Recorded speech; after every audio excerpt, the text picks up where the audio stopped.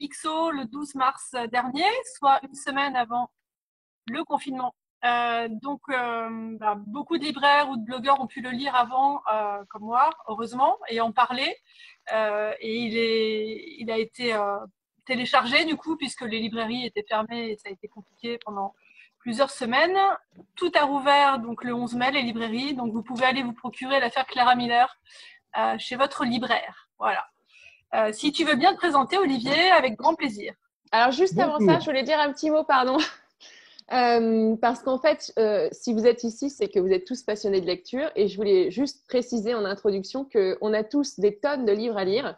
Mais finalement, on s'écoute quand même les uns les autres. Et moi, je ne te connaissais pas, Olivier. J'ai lu ton livre grâce à la critique de Caro, qui effectivement m'a donné terriblement envie de le lire. Et donc, je voulais vous remercier tous d'être ici présents et de partager vos avis de lecture. Parce que même si on en a des tonnes déjà, on est toujours curieux de lire quelque chose de nouveau. Voilà. Et pour moi, c'était un vrai coup de cœur. Donc, je suis ravie.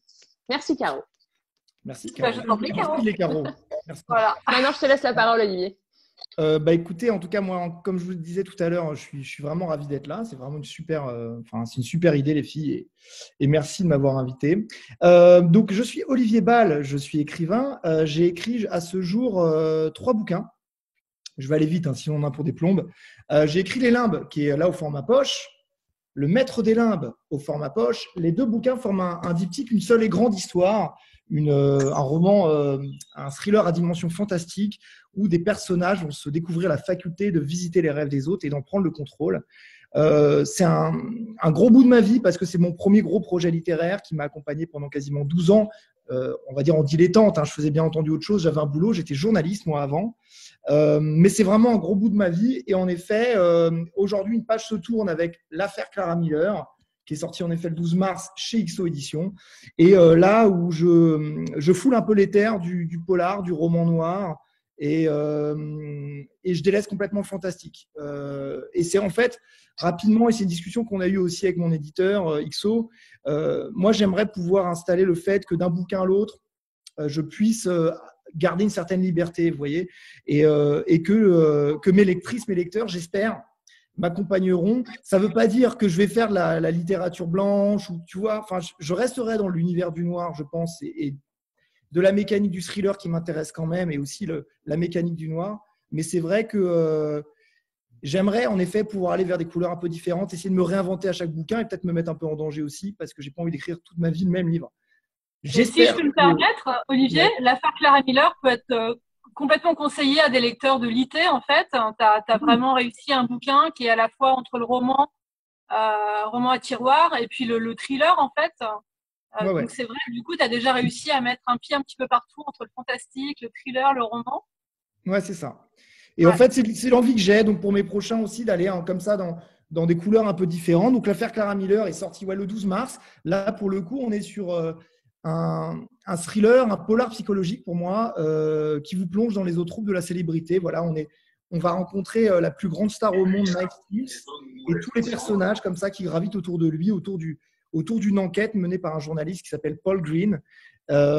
C'est un roman choral, il y a 6 narrateurs et chacun raconte sa vérité sur cette histoire. Voilà. Donc, est-ce que ma présentation était bien? Sinon, je la refais. Non, écoute, c'est parfait.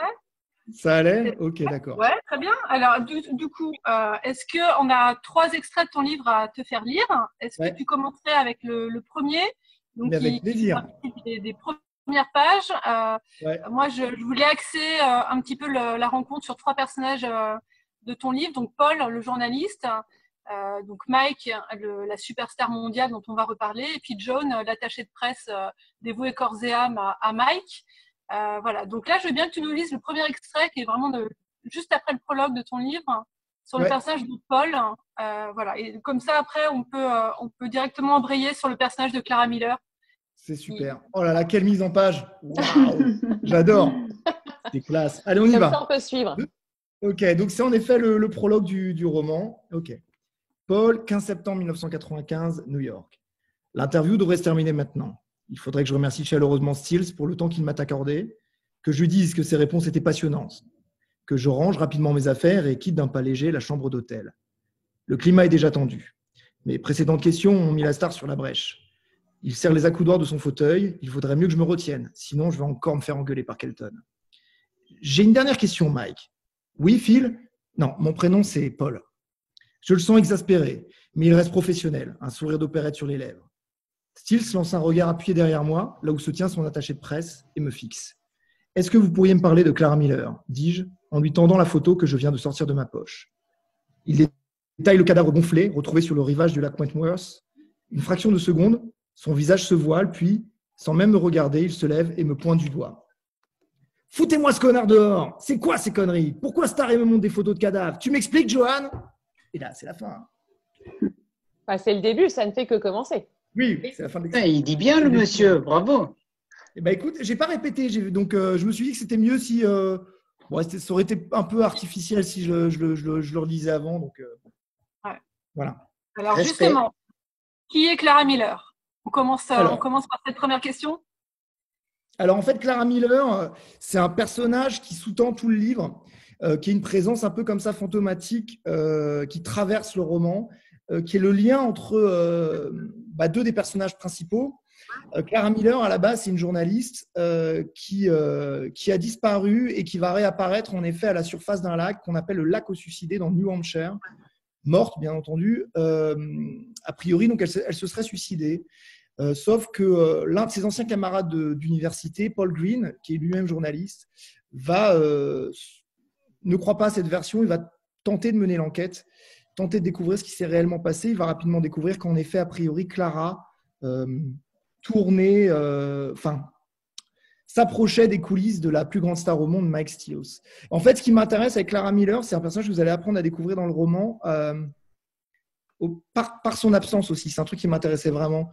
C'est que elle est au cœur de l'histoire et en même temps, elle en est un peu absente. Elle est narratrice, pardon. Elle a quelques chapitres qui lui sont accordés où donc elle prête sa voix et on va découvrir un peu ce qu'elle vit et ce qu'elle traverse à travers des flashbacks. Voilà, c'est en fait, vu que j'avais l'envie que mon bouquin ait un petit côté roman gothique avec un côté quasiment spectral, alors que je vous disais que je faisais pas du fantastique, c'est pas du tout fantastique, mais dans l'ambiance et ce qui traduit aussi à travers cette couverture, je trouve que Clara Miller est un peu comme ça, ce fantôme qui relie tous les personnages et surtout Paul, qui est un personnage qui justement a du mal à vivre dans le présent et qui vit beaucoup dans le passé. Voilà. Est-ce que j'ai été… Ça allait? Ouais, ok. Je lance plombant quand tu finis une question, tu nous réponds, c'est cool. Non, mais justement, ça nous permet d'enchaîner sur le fait que ton roman se déroule sur 2 époques, entre 1995 et actuellement. Comment ça se passe? Comment est-ce qu'on prend le choix d'écrire un roman sur 2 époques et comment ça se gère en tant qu'écrivain? Alors, ça se gère mal, Caroline. Parce qu'avant le lecteur, c'était très fluide. Donc Non, mais en fait, c'est vrai que ce qui est drôle, c'est qu'avec mes bouquins, à chaque fois, j'ambitionne de faire un roman simple. Et malgré moi, je me retrouve tout le temps dans des mécaniques assez complexes. Celui-ci est extrêmement compliqué. Facile à lire, mais extrêmement compliqué. Et du coup, c'est très compliqué à mettre en place. Alors moi, du coup, je suis obligé, mais ça me plaît aussi, je bosse comme ça, d'avoir un plan assez travaillé, assez détaillé en amont. On pourra peut-être en parler plus tard, mais dans lequel je me ménage quand même des pans de liberté à l'intérieur. C'est-à-dire que je me laisse toujours de la place pour l'improvisation, mais je suis quand même obligé d'avoir un plan assez établi. Alors, pourquoi le choix de 95 et de 2006 ? Je crois. Parce qu'en effet, vu que tout le bouquin tourne autour de cette réflexion sur la célébrité, ce qui m'intéressait avec 1995, c'est qu'on est vraiment à la fin d'une époque. On est vraiment, dans notre rapport à la célébrité, il va y avoir un revirement, un changement radical. Attends. Ok, j'ai eu un message, excusez-moi. Il va y avoir un changement avec l'arrivée d'Internet qui arrive quelques années plus tard. Et notre rapport à la célébrité va être complètement bouleversé. Jusqu'en 95, selon moi en tout cas, hein, c'est mon point de vue, hein, je n'ai pas parole d'évangile, les stars vivaient dans une sorte de tour d'ivoire, recluses des autres, et c'était des sortes comme ça d'icônes, de demi-dieux absolument intouchables et très mystérieux. C'est le cas de Mike Stills. Mike Stills, il est vraiment dans ce schéma-là. C'est un personnage qui s'isole complètement des autres, qui vit comme ça reclus dans son domaine de Lost Lakes, qui lui-même, je pense, est terrorisé du reste de l'humanité et qui sort le moins possible, qui s'expose le moins possible, qui fait tout pour protéger les siens.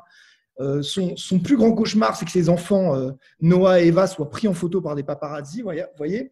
Et en effet, à partir de cette époque, on va glisser vers une surexposition.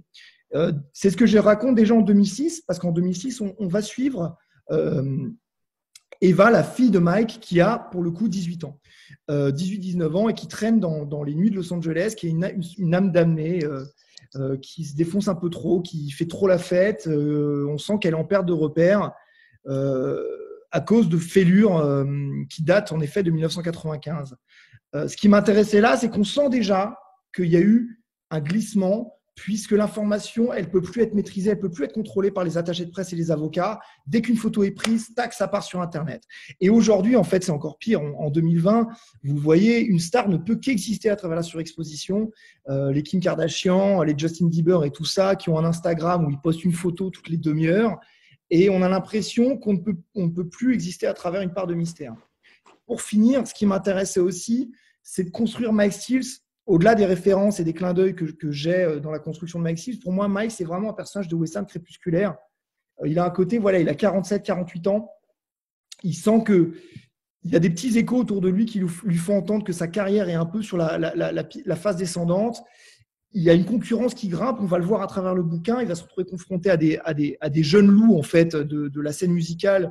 On sent qu'ils sont impressionnés par lui, mais qui veulent aussi gentiment lui voler sa place.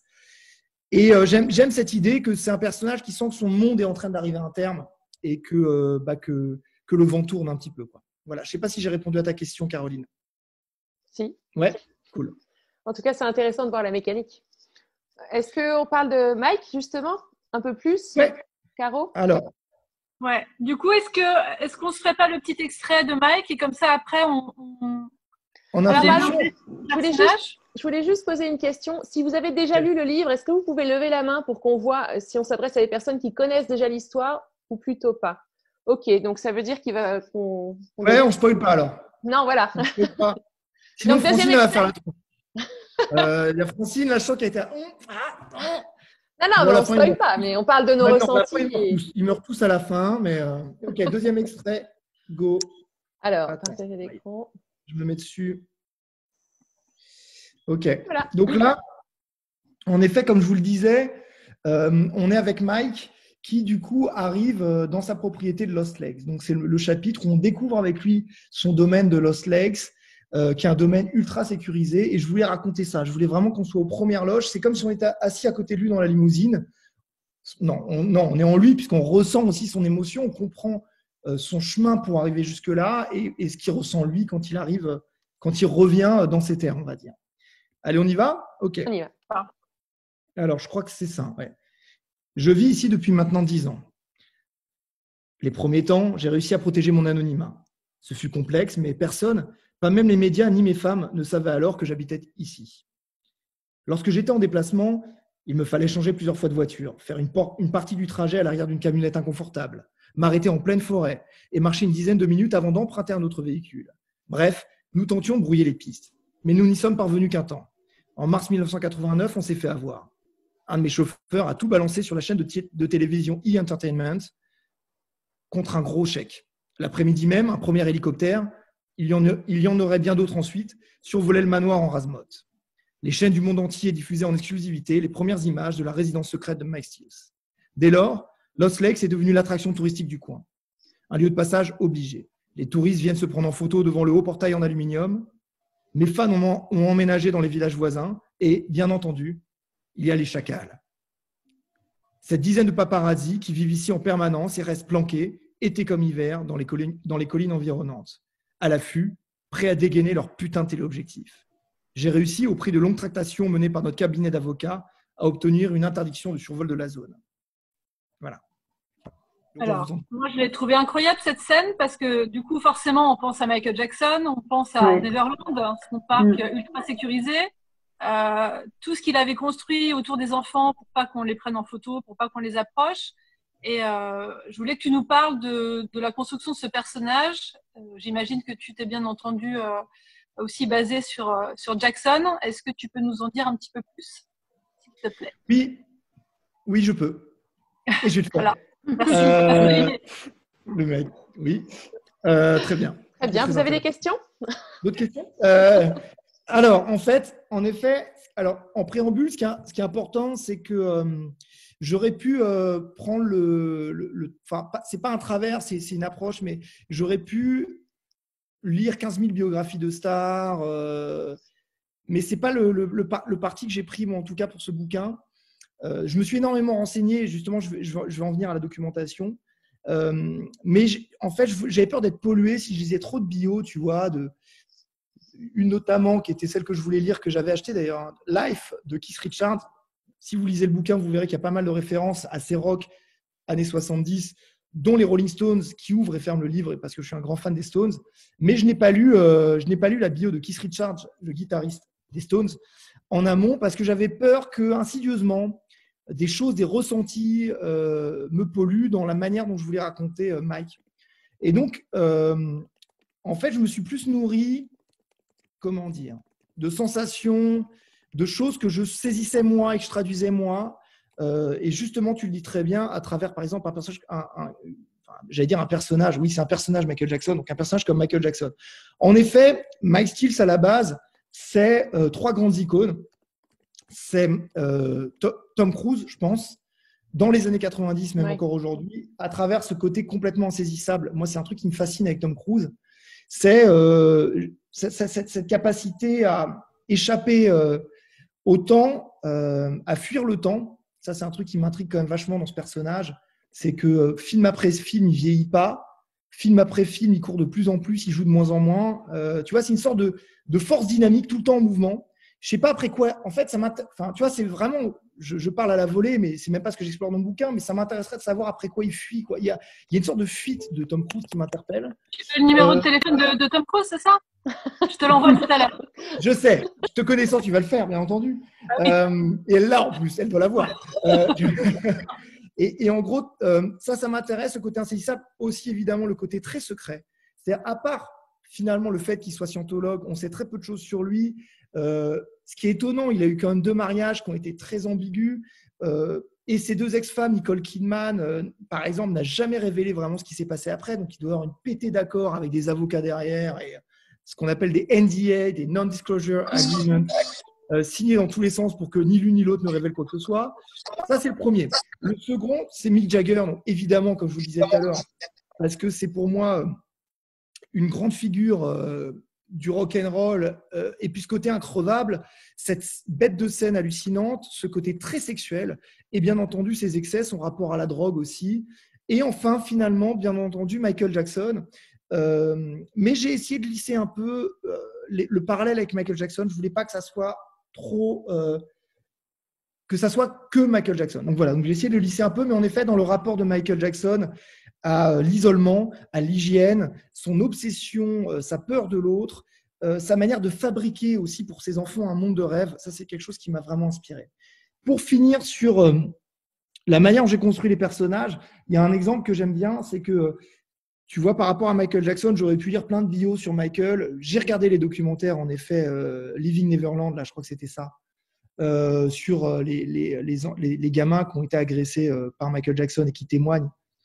C'est assez compliqué à regarder, hein, surtout quand on a été fan comme moi, qu'on a grandi avec Michael Jackson. C'est très compliqué de se retrouver confronté à ça. Et j'en parle un peu dans le bouquin, justement, par rapport à nous, notre rôle en tant que fan, en tant que fan de ces stars, quel rôle nous on a. Jusqu'à quand on continue à fermer les yeux sur ces stars malgré ce qu'elles ont pu faire en se disant c'est pas grave, je vais continuer à écouter sa musique, je veux continuer à écouter sa musique, vous voyez. Mais Michael, en fait, j'ai regardé pas mal de vidéos grâce à cette bibliothèque extraordinaire qui est Internet aujourd'hui où on trouve absolument tout. C'est phénoménal pour nous les écrivains, il faut quand même le dire. Je suis tombé sur, il y a des vidéos par exemple sur YouTube de Michael en des Super 8 qui filmaient quand il recevait du monde chez lui. Et donc avec Macaulay Culkin, avec ses cousins et tout ça. Et en fait, j'essayais de saisir des trucs dans les jeux des regards, dans l'attitude. C'est ça qui m'intéressait. C'est pareil pour construire Eva, qui est cette midinette qu'on pourrait en effet croire inspirée de Lindsay Lohan ou de Paris Hilton dans les années 90, plutôt que lire la vie de Lindsay Lohan qui m'intéresserait moyennement.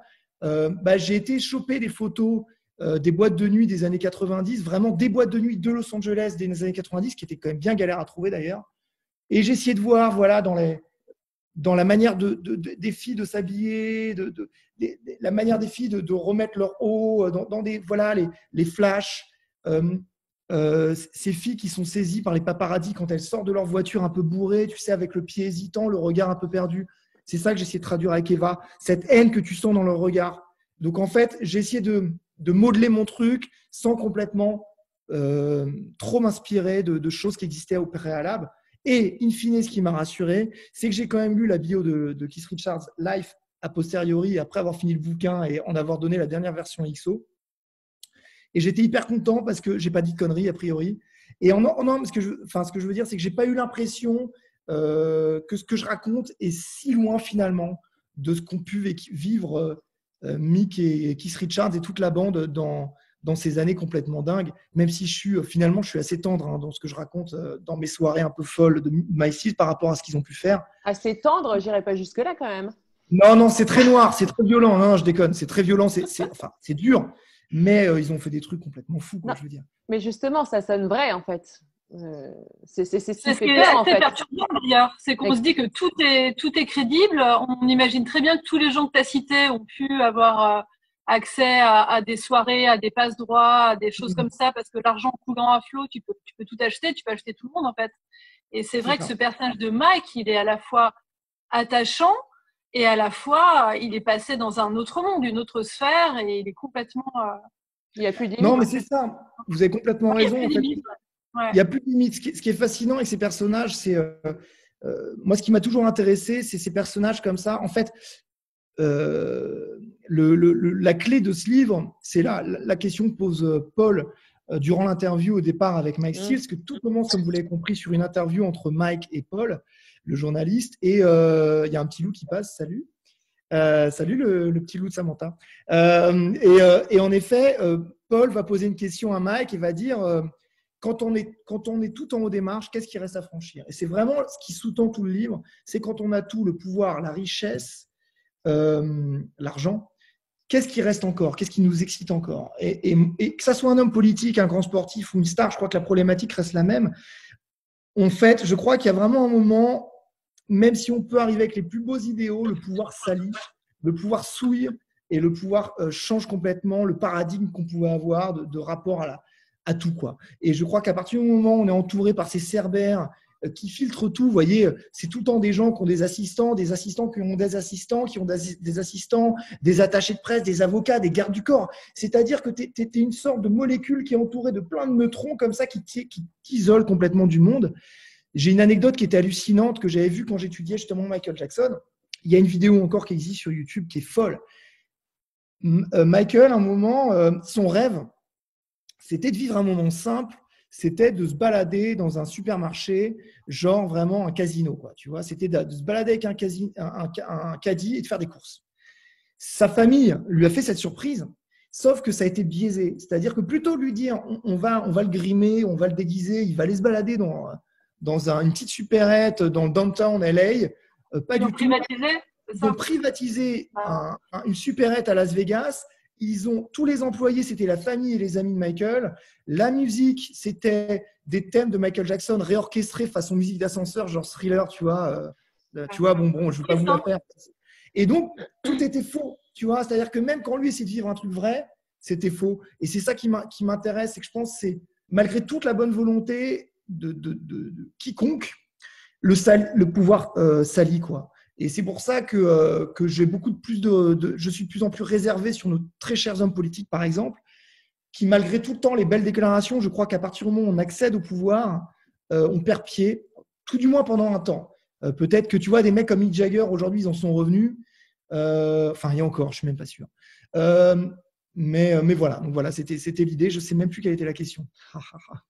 Alors du coup, tu nous as fait un bel enchaînement en parlant des gens autour, qui gravitent autour, dont les attachés de presse, toutes les petites mains. Et c'est un bon enchaînement pour parler de John, donc son attaché de presse qui est prête à tout pour lui.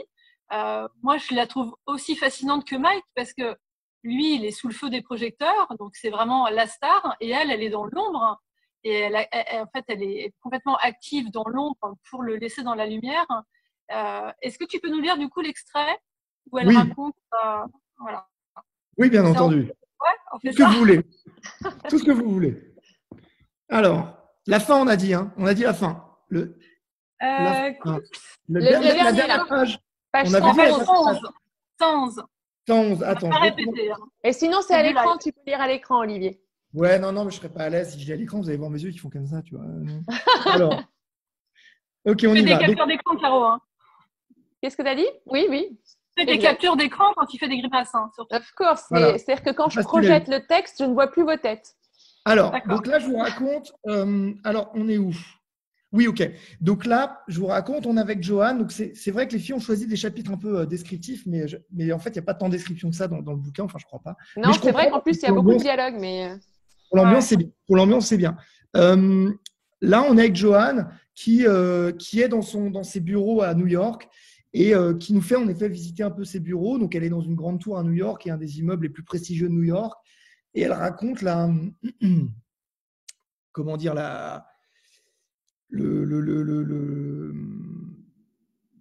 combien elle est fière d'elle, en fait, tout simplement, d'être arrivée là où elle en est par rapport à là d'où elle vient. Et on en parlera après, du coup. Allez, je me lance.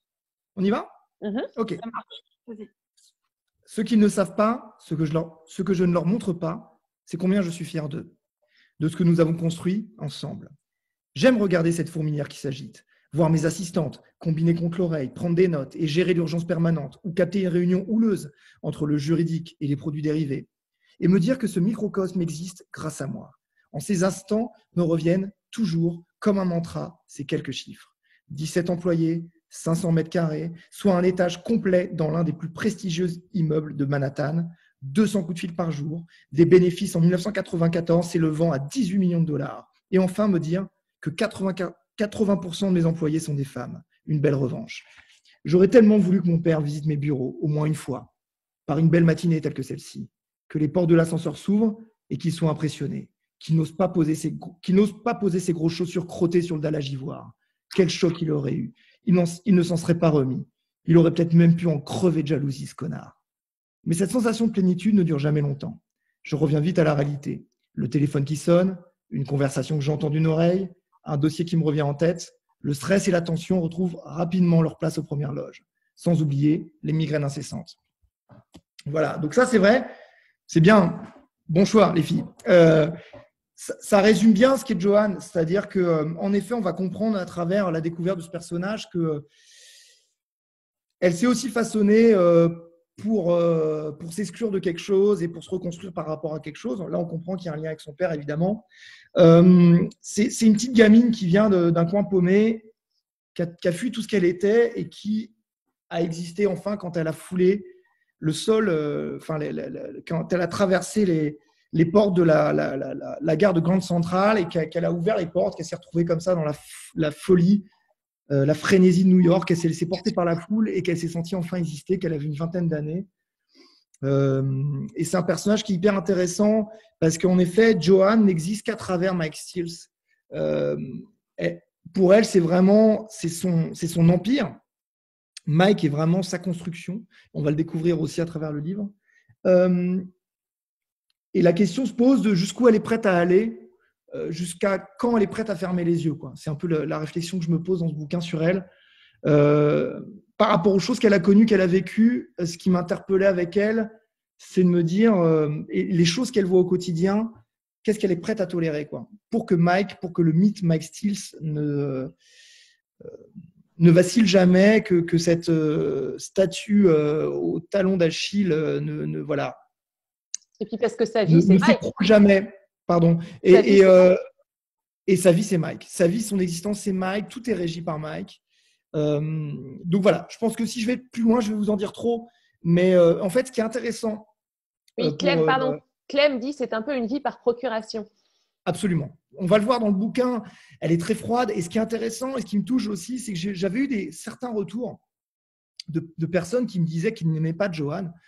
Et je suis content parce que j'ai aussi pas mal de retours de gens qui me disent qu'ils la comprennent. Elle n'est pas très sympathique, hein, fondamentalement, Joanne, vous le verrez dans le bouquin. Mais je pense que ce que j'essaie de faire avec tous mes personnages, de toute manière, dans ce livre, c'est que chacun a sa raison, même dans l'horreur. J'aime l'idée que d'un chapitre l'autre, on puisse être dégoûté d'un personnage et le chapitre suivant le comprendre et avoir de l'empathie pour lui. Voilà, c'est vraiment la clé, c'est être toujours sincère avec ses personnages, voilà, mais dans tout ce que j'écris de toute manière. Et il y a un truc qui est marrant avec Joanne, ça j'en ai jamais parlé. Wow, brand new, exclusive. Yeah. Wow. c'est que, tu vois, normalement, mes bouquins, alors je dis pas du tout, si vous posez des questions, j'ai pas du tout regardé. Non, ça va, il n'y a pas trop de trucs. On te dira. Mes bouquins, normalement, moi, je revendique vraiment une écriture de fiction. C'est-à-dire que je ne m'inspire pas du tout de ma vie, très peu, même si en creux, il y a certainement des choses, évidemment. Mais plus je vais loin, plus je m'éloigne de ce que je suis au quotidien, plus moi, je m'épanouis et je trouve un plaisir d'écriture. C'est-à-dire que moi, je me suis éclaté à écrire le personnage d'Eva, cette gamine de 19 ans, comme je vous le disais tout à l'heure, qui erre dans les nuits de Los Angeles, qui se défonce, qui est seule, qui est en rejet, qui a une rage en elle, comme ça, sur tout le monde.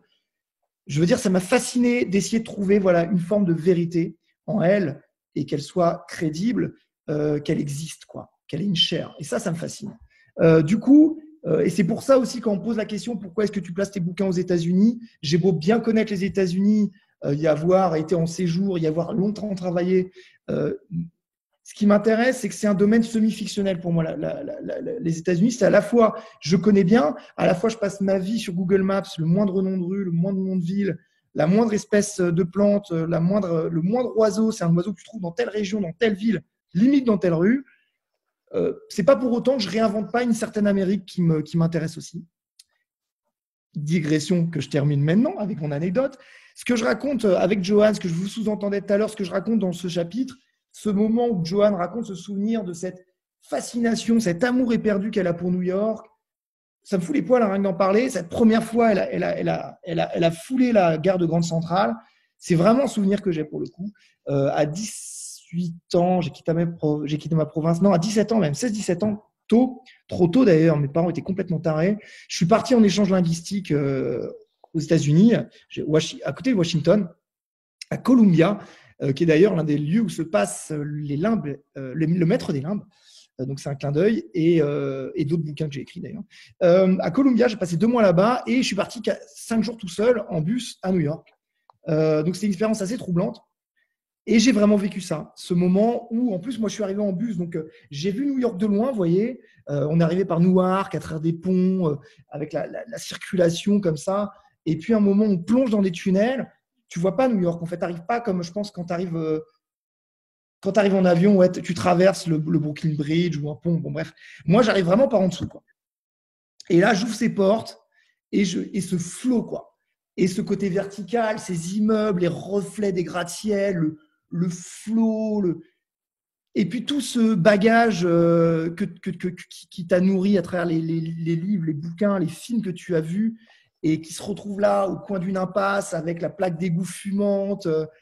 Et j'ai vécu un truc extraordinaire, quoi. Et je comprends qu'on aime éperdument cette ville. Je comprends vraiment, elle a quelque chose d'unique, quoi, et qui est carrément. Je pense que Aude, tu connais bien les États-Unis, je crois, tu as vécu en Californie. Mais je crois que cette ville, comme San Francisco, New York et San Francisco, ne sont pas américaines, quoi. Elles sont vraiment, c'est des entités en soi. Et en même temps, à la fois fascinante, à la fois terrifiante, parce que je me suis tapé un gros coup de flip à New York. J'avais été sur Broadway voir 2 films comme un gamin de 17 ans qui reste enchaîné 2 films dans New York. Et il y en avait un qui était une merde d'ailleurs, un polar avec Jude Law, je crois que ça s'appelait État d'urgence. Et Hugh Grant, je ne sais plus, bon bref, un film avec des chirurgiens qui font des magouilles et qui se passait à New York. Et c'était hyper troublant, c'est-à-dire que tu es au cinéma à New York et tu vois une action qui se passe à New York. Et sauf que je me suis retrouvé à sortir sous la pluie à minuit, 1h du mat, sur Broadway qui était déserté. Et je me rappelle, j'ai eu une sorte d'épiphanie. Je me suis arrêté devant une boutique d'un grand magasin, tu vois, il y avait des clodos partout. J'étais pas loin de ma pension, donc je suis rentré à pied, quoi. Tu vois, j'étais dans une sorte d'auberge de jeunesse. Et je tombe sur mon reflet, je me dis, mais qu'est-ce que tu fous, Olivier? Qu'est-ce que tu fous, quoi? T'as 17 ans, qu'est-ce que tu fous là, quoi? Et en même temps, je vous le raconte aujourd'hui, donc quelque part, ça m'a quand même bien construit. Donc, c'était important. Donc, voilà, c'est ce qu'on appelle une digression.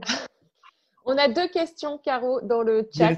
Yes. La première, c'est est-ce que tu as déjà tes personnages campés, ton plan jusqu'à la fin, ou laisses-tu vivre tes personnages et finalement, tu les laisses décider? La deuxième, on verra après parce que c'est Je voulais juste dire un petit truc sur tes personnages parce que je lis beaucoup de livres et c'est vrai que c'est un des seuls livres que j'ai lu où j'ai aimé tous tes personnages, qu'ils soient gentils ou méchants, entre guillemets. Je leur ai trouvé à tous plein de qualités. Enfin, j'ai trouvé qu'ils étaient chacun à leur manière hyper touchants. Et c'est vrai que je te l'avais dit quand je t'ai fait mon retour de lecture, je t'ai dit c'est fou parce que je les ai tous aimés. Et j'ai trouvé que tu as réussi vraiment un truc incroyable avec tous tes personnages qui sont hyper nombreux. Voilà, ils ont tous des fêlures, ils sont tous soit des assassins ou des connards ou des gentils ou des gens qui étaient là qui n'auraient pas dû être là. Mais je trouve que pour chacun, il se passe un truc qui fait que ils sont humains, ils sont attachants en fait. Alors du coup, on peut peut-être parler 5 minutes de Noah, puisque l'autre remarque, c'était qu'on n'avait pas encore parlé de Noah. Ouais, alors… Autant parler du personnage. Okay. Mais alors, je vais rebondir quand même sur ce que dit Caro, tout en gardant la question de Clem, je crois, en tête. En effet, ce qui m'intéresse, mais comme pas mal d'auteurs de polar, donc c'est pas très nouveau ce que je vais vous raconter, mais en fait, j'ai beaucoup de mal, de plus en plus de mal avec les récits un peu manichéens. Même si, ça fait jamais de mal un bon film de super-héros, mais moi, ce qui m'intéresse vraiment, c'est les zones de gris, quoi. Je crois qu'on vit tous comme ça, sur le fil du rasoir, sur une corde très fine qui nous fait un peu osciller entre le bien et le mal, et d'un instant à l'autre, on peut franchir ça. Ce qui m'intéresse, c'est ça dans mes bouquins, c'est m'intéresser aussi à des kidam, des gens comme vous et moi. Je ne suis pas très intéressé par raconter le parcours d'un tueur en série implacable ou d'un super flic qui a tout vu, qui a tout fait, qui est buriné. Ce qui m'intéresse, c'est d'avoir aussi des personnages qui vont basculer d'un côté ou de l'autre. Et ça, c'est vraiment un truc qui m'interpelle. C'est jusqu'où on peut aller, jusqu'où on peut s'enfoncer. Où est-ce qu'on trouve de la lumière encore? Et je crois que c'est Franck Tillier qui disait ça, je l'écoutais l'autre fois, et qui disait, je suis complètement d'accord, qui disait qu'en effet, on s'enfonce quand on écrit des polars pour aller chercher la lumière aussi, quoi. Et ça, c'est quelque chose qui me touche vachement. Bref, je n'oublie pas l'autre question de Clem. Oui, donc en effet, moi, je suis assez structuré. Je connais plein d'auteurs qui écrivent de manière différente. Moi, j'ai besoin… Je sais qu'Yann Manouk, tu vois, par exemple, j'en parlais avec lui l'autre fois, il me disait que lui… il écrit, il a son début, des fois il est à la fin, et puis il se laisse voler comme ça, il se laisse guider. Je pense que ces bouquins, leur force, c'est aussi ça. C'est cette liberté que tu sens comme ça, de narrative, où tu ne sais jamais vraiment où il t'emmène. Moi, vu la teneur de mes bouquins, ces récits qui sont assez complexes, ces allers-retours dans le temps, des personnages assez… Voilà, beaucoup de personnages qui sont narrateurs, je suis obligé d'avoir un plan assez détaillé. Maintenant, comme je l'expliquais un peu rapidement tout à l'heure, je me ménage toujours des espaces de liberté, car je l'ai assez rapidement réalisé. Souvent, des chapitres qui naissent très tard, c'est-à-dire cette petite voix d'un personnage qui me dit « mais il faudrait peut-être que tu racontes ça de moi », ou une scène qui me semble importante, qui apparaît limite la veille que j'écrive le chapitre. Et bien finalement, étonnamment, c'est peut-être les chapitres dont on va le plus me parler après. Quand les lectrices, les lecteurs vont découvrir le bouquin. Ce qui est ça qui est drôle des fois, c'est que toi, quand tu écris un bouquin, moi, dans chaque bouquin, j'ai des scènes que je voulais écrire, quoi. C'est-à-dire qu'il y a des scènes clés, des rêves d'écriture. Tu vois, des trucs, je me dis, j'ai trop envie d'écrire une scène comme ça. Tu vois, mais un gamin qui joue, on est quand même des enfants qui s'amusent avec leurs petites figurines au bout du compte. Et il y avait un peu de ça. Et ce qui est drôle, c'est que parfois, toi, tu te fais chier à écrire une scène. Enfin, tu te fais chier tout le temps, hein, mais il y a des scènes que tu ambitionnes, que tu visualises, que tu anticipes pendant toute l'écriture de ton bouquin et qui tiennent aussi, hein, qui sont un peu du fuel, de l'essence pour tenir le coup. Et finalement, une scène qui va arriver comme ça un peu au dernier moment, et ben, c'est peut-être celle-là dont vont se souvenir les lectrices et les lecteurs, parce que chacun s'approprie le récit. Et donc, en effet, donc j'ai un plan, une mécanique assez travaillée. Mais voilà, je suis assez libre, et puis je continue à expérimenter, je continue à essayer des choses. Je pourrais vous montrer des trucs tout à l'heure si vous voulez. Je vous ai sorti des petits documents top secrets sur mon prochain bouquin. Vous voyez, je peux vous les montrer maintenant. Allez. Pourquoi attendre? Vous voyez, en fait, moi, je suis un jeune auteur, hein, donc je continue à expérimenter. Et c'est pas parce que j'ai une méthode aujourd'hui que vous voyez, c'est comme dans le rapport que j'ai à l'écriture. J'aimerais pouvoir me réinventer. Donc, j'aimerais aussi peut-être, pourquoi pas, réinventer mon style d'écriture. Peut-être qu'un jour, ça pourrait me faire du bien d'écrire un bouquin en me disant j'ai juste l'idée de départ et tu vas te laisser guider. Mais vu que je suis assez anxieux et que je doute beaucoup, je pense que ça me rassure d'avoir ce plan un petit peu amorcé. Et puis même, je crois que c'est aussi important pour la construction des personnages. Je crois que c'est important d'avoir une cohérence de son personnage, de savoir d'où qui vient, où qui va et qui qu'il est, quoi. Vous voyez, pour être un peu poète. Donc là, c'est ça. Par exemple, vous voyez, sur mon prochain bouquin, j'ai entrepris certains trucs. J'ai entrepris 2 trucs que j'ai fait que sur ce bouquin. C'est-à-dire que là, sur le projet sur lequel je travaille, qui sera le bouquin, on va dire, de 2022, Pour l'instant, je ne l'ai pas fait. Là, j'ai fait un truc sur celui de 2021. Hein, j'espère qu'il sortira. Vous voyez, j'ai fait un exercice qui est un peu froid, mais qui est intéressant. C'est qu'en fait, quand on est dans un bouquin, on est tout le temps plongé dedans. Je ne sais pas si quelques-uns d'entre vous écrivent, mais c'est dur de prendre du recul quand on est tout seul avec son livre. Donc, j'essaie de trouver des moyens comme ça, de prendre un peu de perspective, de prendre un peu de recul. Donc, j'ai créé un truc et c'est très papier, c'est ça qui est marrant. J'en ai parlé avec des potes, ils m'ont dit « Mais Olivier, t'es con, il y a des logiciels et tout. » Bref. Et en gros, j'ai essayé de réfléchir à prendre du recul avec mon bouquin. Mais montre-nous. Ouais, attends, j'explique le nom. Et en fait, j'ai fait une sorte de fiche de data, quoi. Vous voyez? Voilà. Ça, c'est l'encéphalogramme de mon prochain livre. Vous voyez? 3 couleurs différentes qui sont en fait 3 facteurs différents. Le premier, mais comment ça se comprend? Alors, la première, oui, c'est bizarre. Hein. Ça, c'est les chapitres. Chaque chapitre, c'est un chiffre, OK? On va commencer par le premier. Et là, c'est degré d'intensité de 1 à 5. OK? Une échelle de 1 à 5, et ça, c'est les chapitres. Et il y a 3 facteurs, 3 couleurs différentes. Ça va être intensité, donc intensité du récit, le rythme, la mécanique. Le rouge, c'est révélation, c'est-à-dire quels sont les enjeux, qu'est-ce que je révèle. Et le 3, c'est la psychologie, c'est-à-dire quelles sont les choses que je vais construire sur les personnages. Donc, ce qui est intéressant, idéalement, si ton bouquin, selon moi, par rapport à ce que j'entreprends d'écrire avec mon prochain, marche bien, il faut que ça soit vraiment sinusoïdal. C'est-à-dire que quand l'un est en bas, l'autre est en haut, quoi. C'est-à-dire c'est vraiment un croisement, tu vois, c'est vraiment des courbes comme ça qui se croisent. Et si par exemple, il y a un passage où il y en a trop qui sont en bas, pour moi, ce n'est pas très bon signe. Vous voyez, ça veut dire que peut-être il y a un temps mort dans le livre. Ou à l'inverse, si tout est en haut, ça veut dire que c'est peut-être trop intense ou c'est peut-être tout simplement complètement con. Mais ça m'a permis, mine de rien, de prendre un peu de recul sur ce que j'écrivais et de repenser mes chapitres de manière un peu différente. Et ça, ce qui est marrant, c'est que c'était avant que je recommence à le retravailler. Donc aujourd'hui, ça doit être un peu différent. Là, je vous montre rapidement parce que ça va vous spoiler. Donc c'est vraiment un teaser. Non, mais c'est… Ah mince, Caro, ça a coupé. Caro, elle est en mode robot. Caro, t'as figé. Ah, ça va revenir. En tout cas, ça fait réagir dans la conversation parce que on parle de mind mapping vraiment particulier, top idée, trop bien ce schéma, repose le modèle. C'est ça, complètement. C'est ça, complètement. C'est du mind mapping. Caro, t'es revenu, on t'entendait plus en fait. Bah oui, vous étiez sur le sujet. Et pour finir là-dessus, je vais vous faire Donc, je vous tu vas y arriver, Samantha. Bravo. Pardon, c'est Samantha qui essaie d'écrire chez moi depuis tout à l'heure. C'est bon, Sam. Ah, ok. Alors, juste, je vous montre un deuxième truc, mais rapide parce que ça spoil de malade, quoi. Bah, de toute façon, moi, je vois en tout petit, donc je vois rien. Hein. Je sais pas vous, mais… Ok. Bon, là, ça va être un teasing, mais en gros, pareil, pour mon prochain, je me suis tapé un délire. Au début, ça partait d'un gribouillage. Tu vois, j'étais en train de réfléchir à un nœud scénaristique qui me prenait la tête dans le bouquin. Et j'ai commencé à faire un gribouillis qui a grossi. Après, j'ai pris une feuille et je me suis dit, en fait, et si tu essayais de réfléchir à une carte mentale de ton bouquin, c'est-à-dire à dessiner tous les lieux emblématiques de ton livre.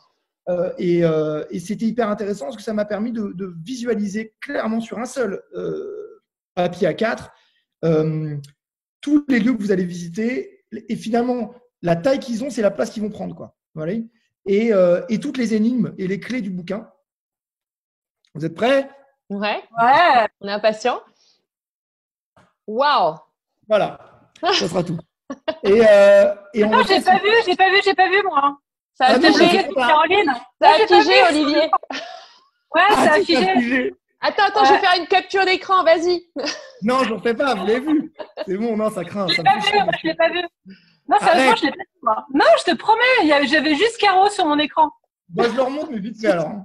Je suis désolé, ça fait un peu le connard qui se la pète, mais franchement, ça fait bien. Mais non, c'est intéressant. Ah non. On voyait rien, c'est super. Mais à la limite, je le partagerai. Il faudra l'intégrer au bouquin. Ce serait sympa, effectivement, de l'intégrer au bouquin. Après que le bouquin soit sorti, pourquoi pas, ça pourrait être marrant. Bah, mais, dans le bouquin. Et là, dans le bouquin. Vous voyez, des conneries, la session prochaine, celui que je bosse en ce moment, là, c'est les 2 personnages, à quel moment ils vont se rejoindre, des conneries comme ça. Donc, c'est des bêtises, mais en effet, j'expérimente toujours, quoi. Donc, je continue à chercher des moyens de réfléchir mon livre, de le penser un peu différemment. Mais alors, premier document que tu nous as montré là, donc tu nous montres qu'il y a des scènes qui sont intenses, d'autres plus faibles en émotion. Ça, c'est ce que toi, tu as imaginé. Est-ce que, suite aux avis, au retour de lecteurs, finalement, il y a une scène que tu avais imaginée comme ça, qui a fait un peu plus un flop ou moins intense, et à l'inverse, une scène qui te paraissait peut-être moins forte, que les gens ont vraiment vécu vivement, quoi. Bah alors c'est ça, comme on disait tout à l'heure, hein, c'est vraiment, tu as un ressenti qui est tellement différent d'une personne à l'autre. C'est ça qui est fascinant, c'est que, tu vois, moi je trouve qu'un livre, on l'écrit ensemble, quoi. Donc nous, on fait le boulot, on fait 50% du boulot, on vous le donne, on laisse le livre s'envoler, vous l'attrapez avec votre petite,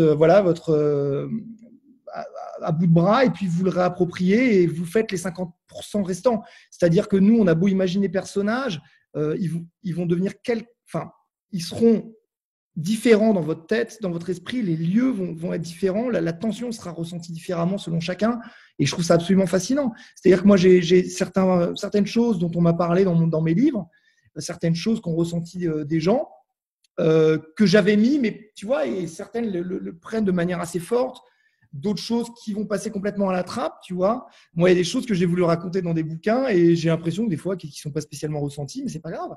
Parce que c'est ça le jeu, c'est que un livre t'appartient plus à partir du moment où il sort, quoi. C'est que vraiment, ouais, c'est ça, je suis scénariste et vous êtes les réalisateurs, quoi. C'est ça pour moi. Vous êtes vraiment ceux qui allez donner vie au livre, quoi. Et alors, si on part sur l'affaire Clara Miller, tu as mis combien de temps à écrire? Tu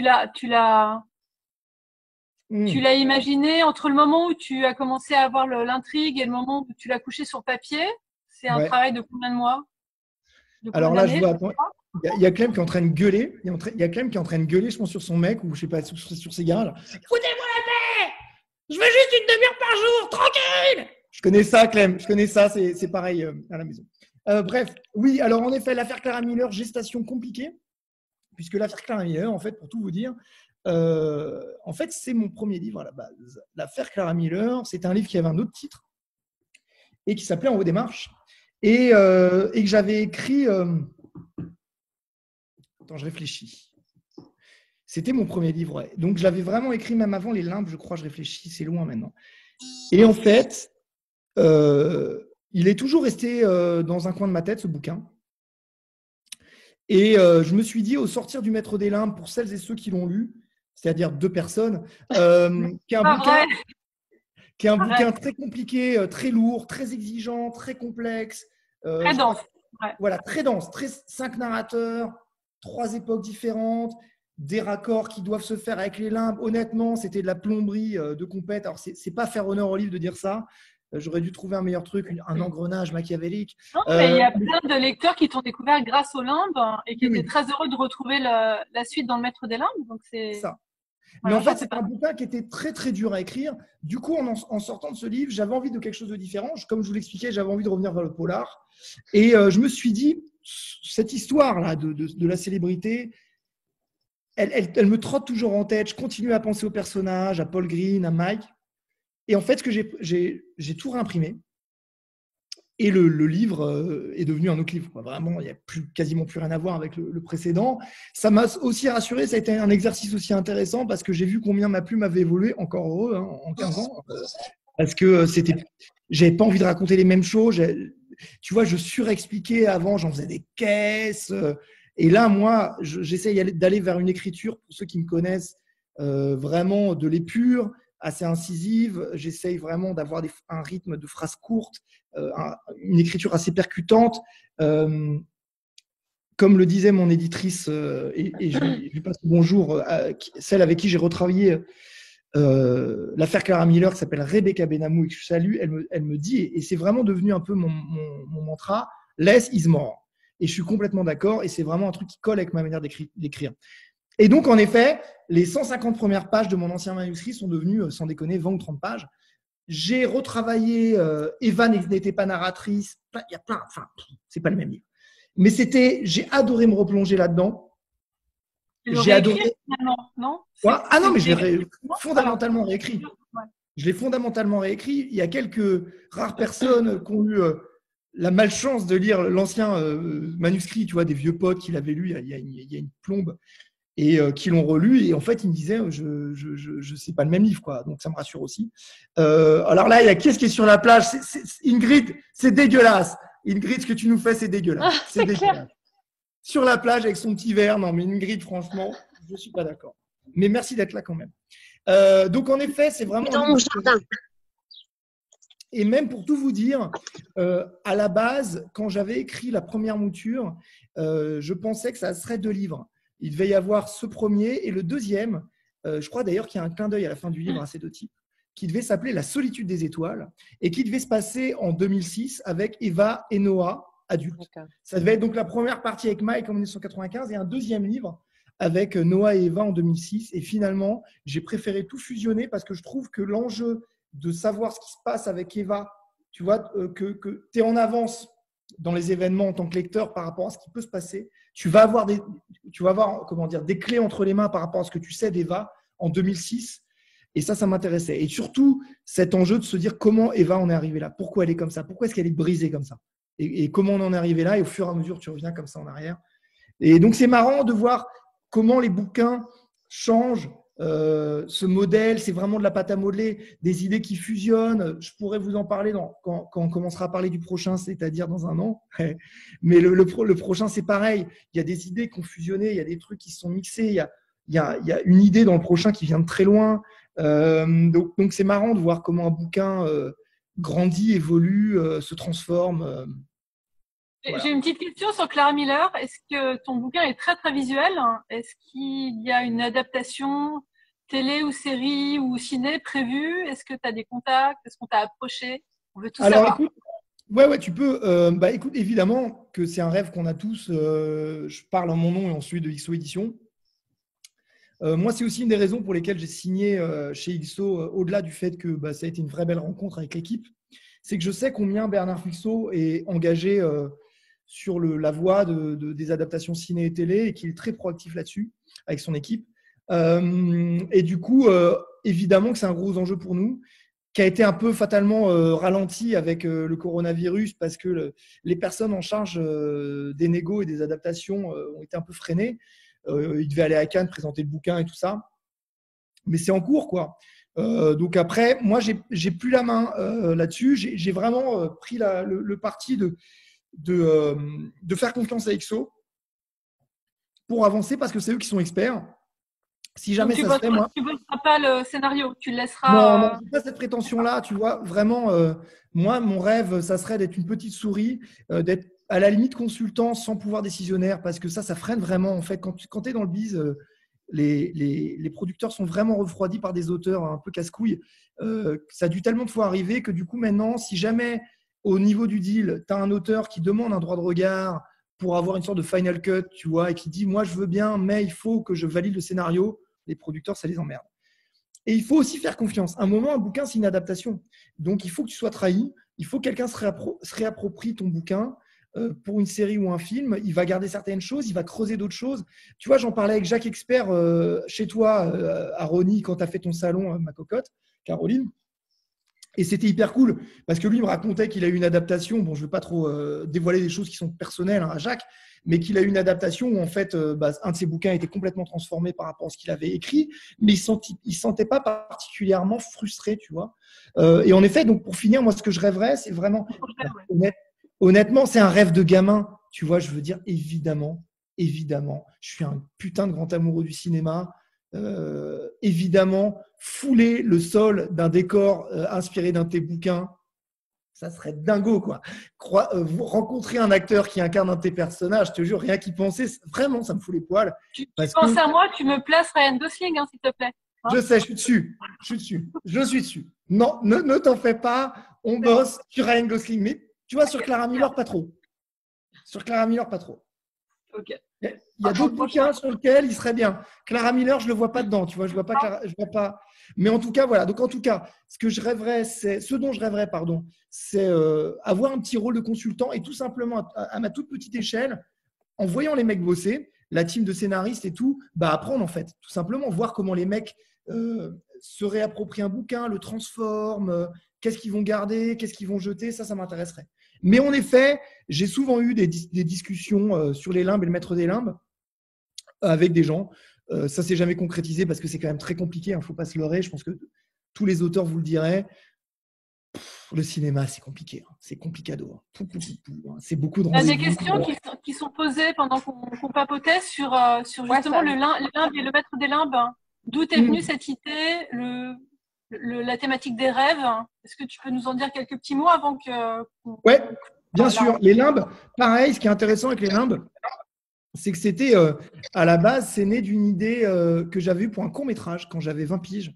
J'étais en fac de cinéma et le court-métrage s'appelait Les yeux clos.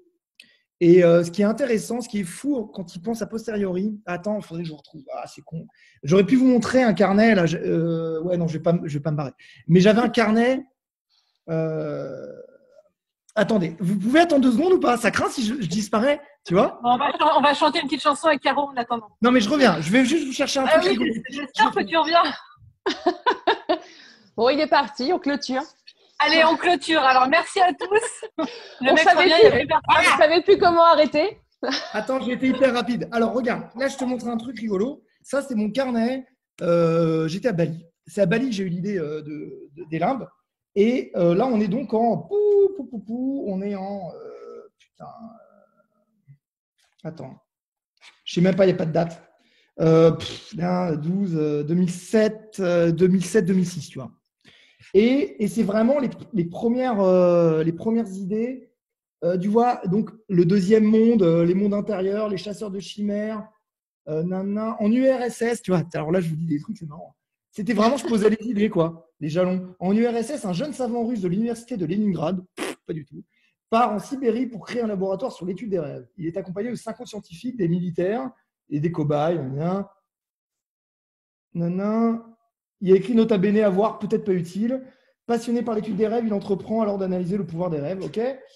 Aujourd'hui, un ado âgé de 16 ans souffre d'une maladie de sommeil, il est narcoleptique. Tu vois, dès le départ, il y avait ça. Ce qui est hyper intéressant là, et je vous montre un autre truc aussi. Ça là, ce petit crowbar, là, je ne sais pas si vous voyez un peu ça, je peux vous montrer, on s'en fout, c'est vieux même. Ça, ce qui est marrant, c'est que c'est une créature qui s'appelle les sentinelles, qui n'apparaît que dans le Maître des Limbes. C'est ça qui était compliqué avec ce bouquin. C'est qu'en effet, j'avais rapidement l'idée globale qui s'est dessinée avec les tenants, les aboutissants, les liens entre les personnages, tout en sachant qu'il fallait que je divise ça en plusieurs récits. Puisqu'en effet, les limbes étaient à la base une trilogie. Et pareil, un peu comme avec Clara Miller, je l'ai ramené en 2 bouquins. Mais en effet, d'emblée, il y avait cette idée d'un récit avec un ado qui est dans le Maître des Limbes, qui est le héros du Maître des Limbes, qui s'appelle Gabriel, qui a 16 ans, qui est narcoleptique et qui est un gamin assez désociabilisé, qui va se découvrir la faculté de voyager dans les rêves des autres.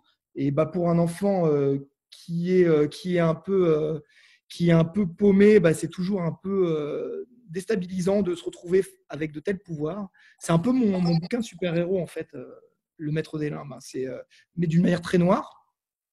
Et en effet, le récit en 1970 s'est rapidement dessiné avec James et ce rapport au rêve. Et donc, James qui se retrouve dans une base en Alaska, qui est un ancien militaire qui a été blessé, qui a passé quelques semaines dans le coma et qui a développé aussi cette aptitude de visiter dans les rêves et qui va se retrouver appelé malgré lui en Alaska à participer à un projet top secret qui s'appelle les Limbes. Et donc voilà. Et en effet, ce qui est intéressant, c'est que les Limbes, c'est aussi au-delà de tout ça, du sujet qui m'interpellait avec les rêves. En fait, ce dont je rêvais avec les Limbes, c'est que je rêvais d'un bouquin où j'aurais pas de limite. Je rêvais d'un bouquin, je me suis dit, fais-toi plaisir, écris le livre que tu rêverais d'écrire, c'est le cas de le dire, où tu pourrais laisser exploser ton imaginaire. Et c'est vraiment ce que j'ai fait, encore plus avec le Maître des Limbes, parce que j'avais la sécurité des Limbes, c'est-à-dire je savais qu'il y avait des gens qui m'avaient accompagné dans les Limbes, donc je pouvais un peu élargir le champ des possibles, quoi. Mais au-delà de ça, plus largement, les Limbes, pour moi, c'est aussi une déclaration d'amour à tous ces bouquins, ces films qui m'ont accompagné, qui m'ont construit. Moi, j'ai découvert le cinéma par la porte du cinéma fantastique et du cinéma d'horreur. C'est-à-dire que j'étais un gamin qui passait sa vie dans les vidéoclubs et qui discrètement louait un peu les films qui faisaient flipper avec des jaquettes un peu terrifiantes. Et du coup, c'est un hommage aussi au cinéma de John Carpenter, de Wes Craven, de Cronenberg. C'est un hommage au bouquin de Stephen King, de Lovecraft. Je pense que ça se ressent. J'espère et je crois, d'après le retour que j'en ai, qu'on n'est pas dans le décalque. C'est vraiment… voilà, j'espère qu'il y a comment dire… il y a peut-être une même ambiance, hein, mais je crois pas être dans le plagiat. Mais voilà, c'était aussi pour moi l'occasion de leur rendre un peu tout l'amour que j'ai pour eux. Et mine de rien, Clara Miller, c'est aussi un peu ça pour le roman noir. Moi, je revendique clairement pour Clara Miller une forme de classicisme, tu vois. Il y a un certain élange de la lenteur aussi dans Clara Miller. Je veux dire, vous allez vous dire que mon bouquin est chiant pour ceux qui ne l'ont pas lu, mais je voulais que ça soit un bouquin qui prenne le temps pour ses personnages. Et moi, au contraire, j'ai trouvé qu'il y avait un rythme trépidant.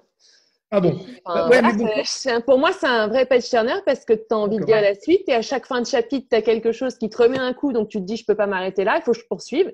Et finalement, c'est un pavé comme ça et tu le lis. C'est clair.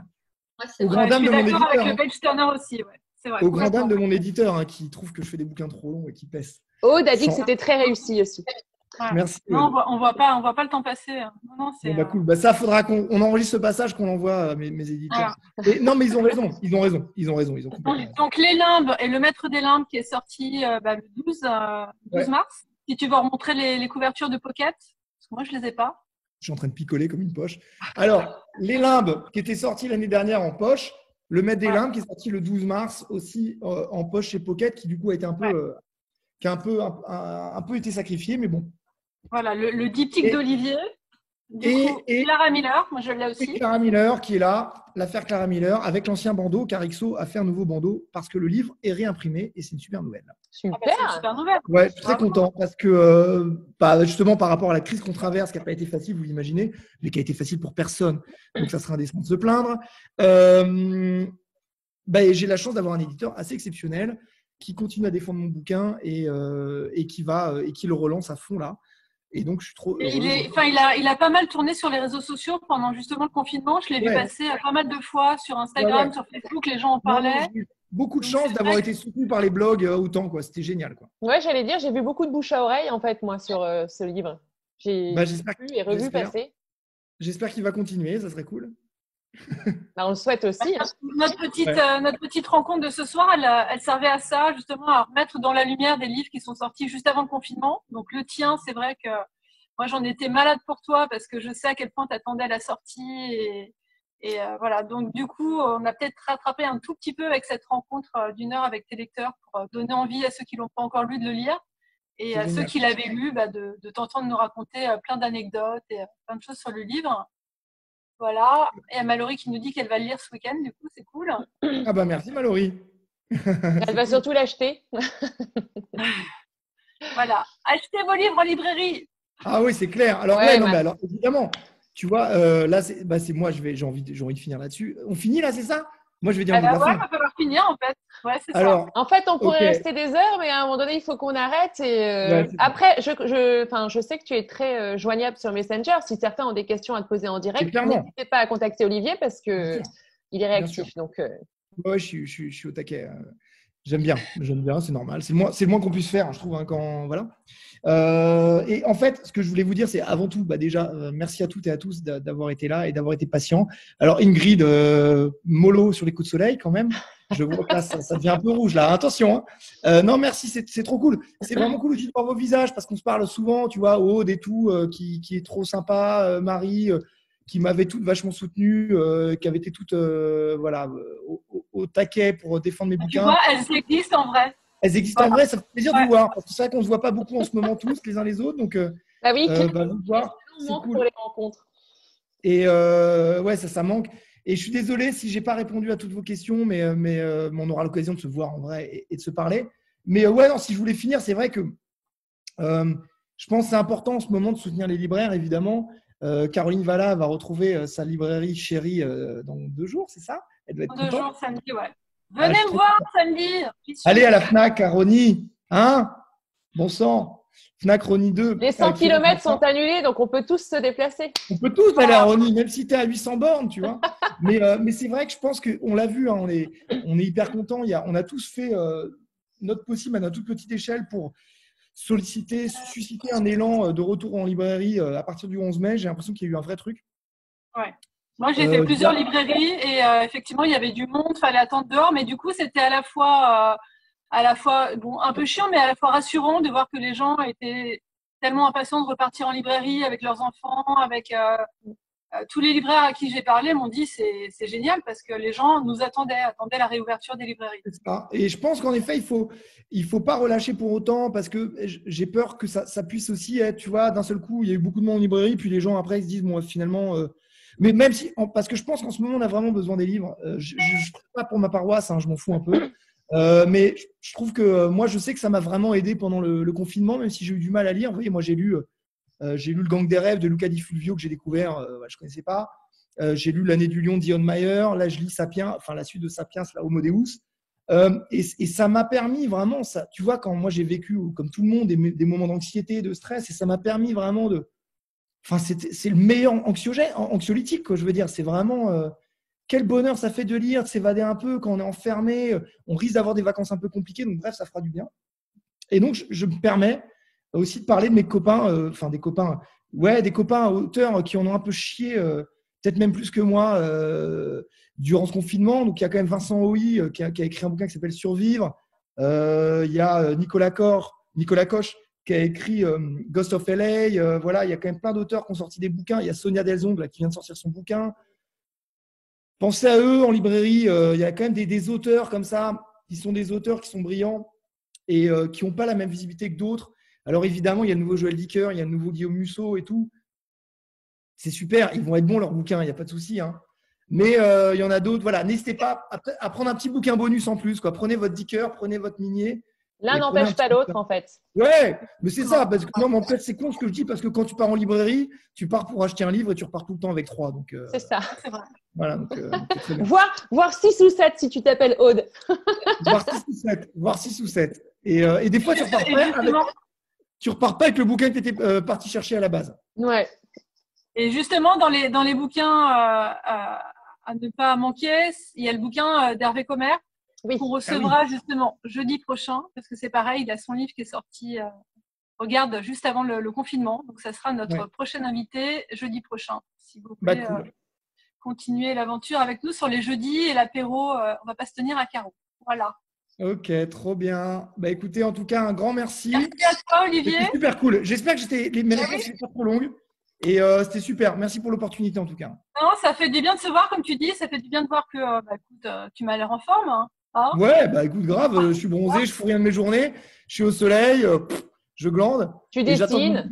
J'attends que mon bouquin s'écrive tout seul. Voilà.